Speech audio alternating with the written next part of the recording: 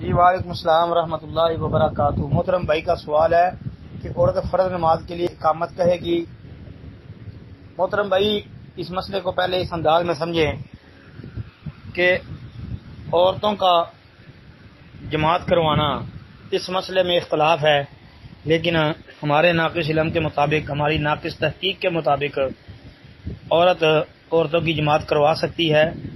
یہ جائز اور درست ہے انشاءاللہ، اس میں کوئی حرج والی بات نہیں ہے۔ تو جب عورتوں کی جماعت کروا سکتی ہے تو پھر عورت جو ہے ایک وہ اقامت بھی کہہ سکتی ہے، کیونکہ جماعت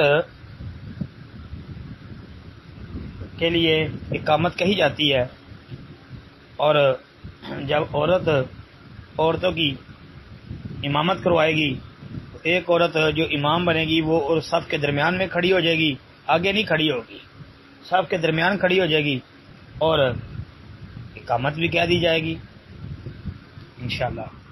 ہاں، کیونکہ یہ نماز کے جو مسائل ہیں کہ نماز کے لیے اقامت کہی جاتی ہے، اس کے عموم کا تقاضا یہی ہے کہ اگر عورت امام بنے تو عورتوں کی باجماعت نماز میں اقامت ہو جائے گی انشاءاللہ، نہ ہونے کی دلیل نہیں ہے جی۔